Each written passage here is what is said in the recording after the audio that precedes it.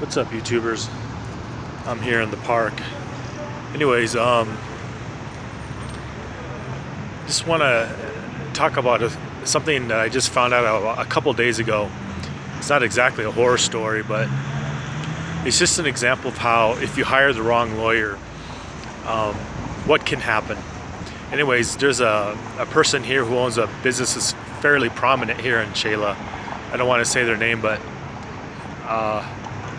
they hired the wrong lawyer apparently, and this lawyer didn't file the papers correctly. And if this person's lawyer had filed the papers correctly, they would have got the permanent visa, or the temporary visa already, and they would probably be on to the permanent, and then they would be in. If you don't know, the rules just changed. You have to wait 5 years now before you can apply for a permanent residency, as opposed to 2 years, which is a recent change here in Guatemala. I'm not sure about all the changes, but anyways, that's the kind of thing that can really piss you off. This lawyer did the wrong thing, so this person had to hire a new lawyer and start all over. And then when they started all over, they found out they don't have the 2 year wait, they have the 5 year wait. So that's what can go awry if you don't hire the right lawyer, or if you don't hire a lawyer or a fixer or whatever you want to call them, who does not know what they're doing. That's why I always suggest hiring a lawyer, even if you have to pay a little bit more, just to be sure everything goes right and you don't have any issues and you get all your papers. Anyways, a few words. I want to say a few words on the perpetual tourist, or the perpetual traveler, the PT lifestyle. This is 2019, and that lifestyle is getting more difficult. It's related to the story in that if you have a harder time getting a residency, you're gonna have a harder time getting a second passport. More and more countries are bending under the pressure from the U.S. government to make it harder for Americans to get second passports, to get residency, and to get offshore bank accounts. Excuse me. Speaking of offshore accounts, I know people with and without residencies who have been having their accounts closed, even though they're in full compliance of the law as it is right now. So that's a thing to consider. There's no certainty anymore. Unless you have your established passports and residency years ago and bank accounts, there's not a lot of certainty right now. I've found it very difficult to open an account. I still will get an account. I still have other accounts. No problems there. But a bank account in your own name is getting harder and harder to open in the offshore world, even if you have residency. Now, I'll certainly be able to get my account very shortly, but it's becoming more of a pain in the neck. There's more requirements now, not just in Guatemala, but all over the place. So I just want to point that out, especially if you are using brokers. I'm having some issues right now with a broker I won't name, but it's a blue chip broker that's pretty famous, and I really like their companies. So it's really disappointing that I may get my account shut out, even though I have a residency, even though I'm in full compliance of all their rules. They're just very, very nervous about hiring, or they're very nervous about having U.S. citizens as clients, even if you don't live in the U.S. anymore, even if you have a residency. Anyways, I just want to say that doing the perpetual tourist thing is still an option.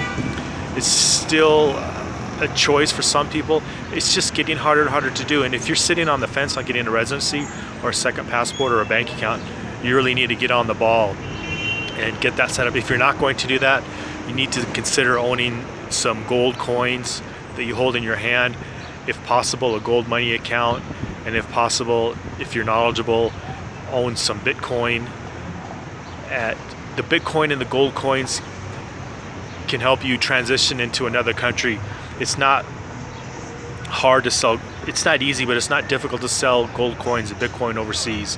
There's processes and ways you can do it through an accountant or your lawyer or friends or whatever. I'm talking about over-the-counter exchanges, buying and selling your gold coin just over the counter and selling your Bitcoin that way too. So if you're not gonna get a residency or second passport, at least consider getting some gold coins and Bitcoin. That way you'll have some options if you ever do want to leave. But it's getting harder and harder to do all these things, so I would consider doing it now. I would also consider the plan B is becoming more expensive to implement, so you need to start now. And if not for you, consider it getting yourself set up for your kids and your grandkids. I can see in the future where having a residency and a second passport outside of the U.S. is going to become more and more valuable, especially if you're a taxpayer there and you're doing really well. Anyways, there's more to talk about it. I just want to make a short video on residency issues here in Guatemala, and also the perpetual tourist or perpetual traveler, the PT lifestyle. It's getting more difficult to implement, but it's still doable. It's still an option for some people, and I just want to say, if you're going to do these things, you need to get on it right now. Another thing is, with the perpetual lifestyle traveling and stuff like that, if you can have an income that's internet based, it will make everything a lot easier. It's partly what I do, why I like to do what I do. Anyways, what I do is trading, and that's becoming even more difficult in the US. Now you can open accounts, I'm not saying you can't, but Europe and the US is they're changing rules on leverage. But recently in the US, they introduced a small contract that's you can do as a futures contract, so that may be an option. Then there's options. I just don't like trading options, and I don't like trading futures, but I will if I have to. But what I like is leverage, and some of the offshore banks and brokers give you that leverage. But for me, it's an option, maybe not for everyone, but that's one reason I live overseas or have a residency, because I can't trade the instruments I want to trade if I reside in the US. Anyways, leave a comment. If you are having issues with your residency, leave a comment.